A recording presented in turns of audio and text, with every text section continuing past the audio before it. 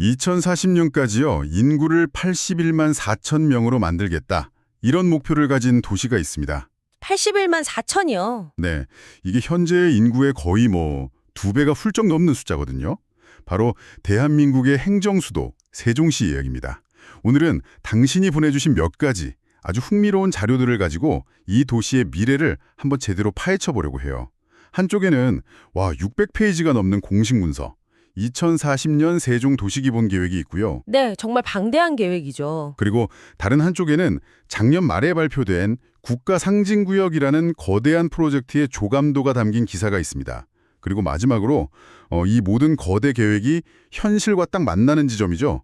나리째 마을 5단지 아파트의 아주 구체적인 부동산 시세 정보까지 준비했습니다. 이 세 가지 자료의 조합이 정말 절묘한 것 같아요. 아, 그런가요? 네, 하나는 국가의 아주 장기적인 청사진이고 다른 하나는 그 청사진의 심장이 될 공간의 구체적인 모습, 그리고 마지막은 그 가치를 지금 당장 이 돈으로 평가하고 있는 시장의 반응이잖아요. 맞아요. 완전히 다른 성격의 자료들인데 이걸 딱 맞춰보면 아주 입체적인 그림이 나올 것 같습니다. 맞습니다. 그래서 오늘 저희의 미션은 이 조각들을 맞춰보는 거예요. 2040년을 향한 세종시의 이 거대한 약속이 과연 잘 짜인 미래 지도일지 아니면 아슬아슬한 거품을 만들고 있는 건지 당신이 보내주신 자료들 속에서 그 단서를 한번 찾아보겠습니다. 자, 그럼 우선 가장 압도적인 목표부터 시작해볼까요? 인구 목표 말씀이시죠? 네, 2040년까지 인구 81만 4천 명. 정말 엄청난 목표인데 사실 당신이 보내주신 부동산 자료를 보면 벌써부터 이런 기대감이 천정부지로 치솟고 있는 것 같아요. 나리째 5단지 한신더 휴 리저브 140제곱미터 아파트가 벌써 10억 원에 실거래가 됐고 매물은 13억 5천만 원까지 나와 있으니까요. 바로 그 지점이 세종이라는 도시를 이해하는 핵심입니다. 보통의 도시는 사람이 늘어나면서 자연스럽게 성장하지만 세종은 좀 다르죠. 이만큼 성장시킬 것이다 라는 국가적인 목표가 먼저 설정되고 그 계획에 따라서 움직이는 도시거든요. 아, 도시가 먼저 계획되고 사람이 따라오는 구조군요. 그렇죠. 그러다 보니까 미래의 가치가 현재의 가격에 아주 공격적으로 먼저 반영되는 현상이 나타나는 겁니다. 그리고 그 가격의 근거가 바로 당신이 보내주신 첫 번째 자료, 2040년 세종 도시기본계획에 담겨 있는 거고요. 그 계획서를 보면 국가균형 발전을 선도하는 제2의 수도라는 비점 아래 4대 핵심 목표가 나오더라고요. 근데 이걸 그냥 쭉 나열하기보다는 좀 더 깊이 파고들고 싶어요. 아주 좋은 접근입니다. 이 계획에서 재미있는 점은요, 4대 목표가 서로 약간 부딪힐 수 있는 지점들이 보인다는 거예요. 부딪힌다고요? 네. 예를 들어서 미래 혁신을 주도하는 혁신경제 도시를 만들려면 기업 유치도 해야 하고 활발한 개발이 필수적이잖아요. 그렇죠, 아무래도. 근데 이건 또 다른 목표인 쾌적하고 지속 가능한 스마트 친환경 도시와는 때로는 상충할 수 있거든요. 이 계획서는 사실상 이 두 마리 토끼를 다 잡겠다고 선언한 셈이죠. 한편으로는 고층 빌딩이 빽빽한 경제 허브를 만들고 다른 한편으로는 아주 여유로운 친환경 도시를 만들겠다. 이게 동시에 가능할까요? 이론적으로는 가능하게 만들려고 아주 정교한 공간 구조 계획을 세웠습니다. 도시 전체를 1도심, 2부도심, 4지역 중심 이런 위계 질서로 나누고요. 또 권역별로 첨단 산업, 문화, 관광 같은 기능을 분배하는 식으로요. 계획 도시만이 가질 수 있는 장점이죠. 하지만 말씀하신 것처럼 결국 이상과 현실 사이의 줄다리기가 도시 곳곳에서 벌어질 수밖에 없을 겁니다. 그런 계획의 실용적인 측면 중 하나가 교통망일 텐데요. 아파트 매물 설명을 보니까 유독 BRT 가까운 동이라는 말이 계속 반복해서 나오더라고요. 이게 그냥 버스 정류장 가깝다랑은 좀 차원이 다른 이야기인 거죠? 완전히 다르죠. 세종의 BRT는 사실상 땅 위에 지하철이라고 생각하시면 이해가 쉬워요. 땅 위에 지하철이요? 네, 중앙에 전용차로가 있어서 신호나 교통체증에 거의 영향을 받지 않거든요. 시간 정확성이 거의 지하철하고 맞먹는 수준이죠. 도시를 처음 설계할 때부터 이 BRT 노선을 중심으로 뼈대를 세웠기 때문에 BRT 접근성은 아파트 가격을 결정하는 가장 중요한 실용적 가치 중 하나가 된 겁니다. 그러니까 제2의 수도라는 그런 추상적인 미래 가치와는 별개로 BRT 접근성이라는 아주 현실적이고 확실한 가치가 가격을 단단하게 받쳐주고 있는 거군요. 맞습니다. 거대한 계획이 성공하려면 그런 실용적인 인프라가 뒷받침되어야 시민들이 실제로 그 가치를 체감할 수 있는 거죠. 알겠습니다. 그럼 이제 이 거대한 계획의 심장부로 한번 들어가 보죠. 모든 계획에는 상징적인 공간이 필요한데 그게 바로 당신이 보내주신 두 번째 자료, 국가 상징구역 마스터 플랜 기사에 등장하는군요. 네, 대통령 세종집무실과 국회 세종의사당이 들어선다는 바로 그곳이요. 비전을 눈에 보이는 실체로 만들기 때문입니다. 당선된 마스터 플랜의 조감도를 보면 정말 야심차죠. 핵심은 현재 큰 도로로 나뉘어 있는 대통령 집무실 부지하고 국회의사당 부지를 하나로 연결하는 거예요. 연결하는 방법이 정말 파격적이던데요. 도로 일부를 아예 지하로 묻어버리고 그 위를 모두를 위한 언덕이라는 거대한 공원으로 덮어서 두 공간을 잇는다는 구상이요.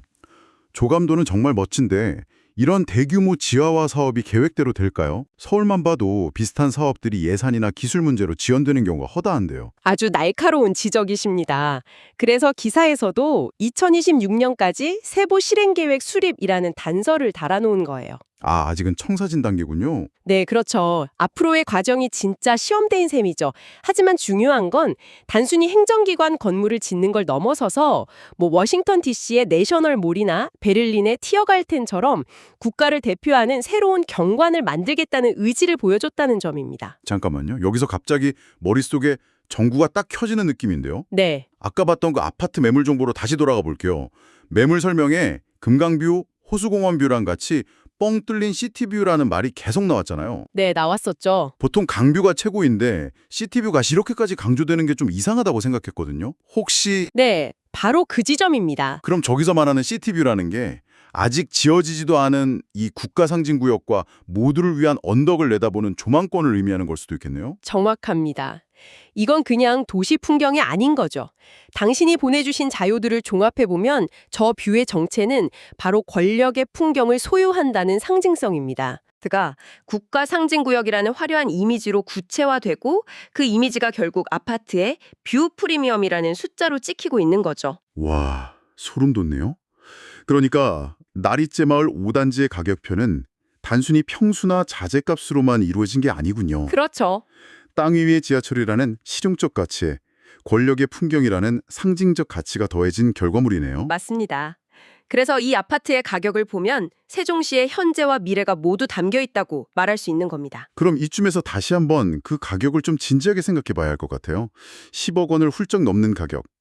이미 서울의 웬만한 지역과 맞먹는 수준이잖아요. 네, 그렇죠. 이건 세종의 미래 가치가 이미 충분히 어쩌면 과도하게 반영된 가격이라고 볼 수도 있지 않을까요? 만약에 국가상징구역 같은 계획이 조금이라도 늦춰지거나 축소되면 거품이 빠질 위험도 있는 거 아닌가요? 물론입니다. 그게 바로 미래 가치에 투자하는 것의 본질적인 리스크죠.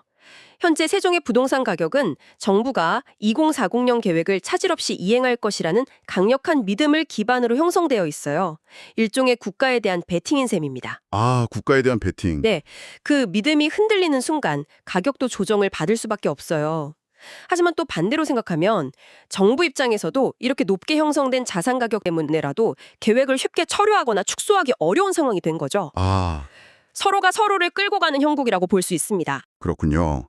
단순히 정부가 계획을 발표하고 시장이 따라가는 그런 일방적인 관계가 아니라는 말씀이시네요. 자, 그럼 오늘 저희가 살펴본 내용을 종합해 볼 시간인 것 같습니다. 600페이지짜리 계획서에서 시작해서 미래적인 건축 조감도를 거쳐 실제 아파트 매물 정보까지 정말 세종의 과거와 현재, 미래를 넘나드는 시간이었어요. 세종시는 국가적인 비전이 어떻게 하나의 도시를 만들어가고 또 그 가치가 시장에서 실시간으로 어떻게 평가받는지를 보여주는 매우 특별하고 거대한 실험장입니다. 거대한 계획이 나의 삶, 또 나의 자산과 어떻게 연결되는지 궁금할 때 가장 직접적으로 그 과정을 보여주는 곳이기도 하죠. 계획과 현실, 이상과 욕망이 가장 치열하게 부딪히는 현장이라고 할 수 있겠네요. 오늘 이야기를 나눠보니까 세종이라는 도시에 대해 던져야 할 마지막 질문이 하나 떠오르는데요. 어떤 질문이죠? 2040년 세종도시 기본계획에는 탄소중립 도시 조성이라는 분명한 환경 목표가 설정되어 있어요. 네, 맞습니다. 하지만 동시에 우리가 오늘 본 부동산 정보처럼 40층이 넘는 초고층의 고밀도 개발도 아주 활발하게 이루어지고 있죠.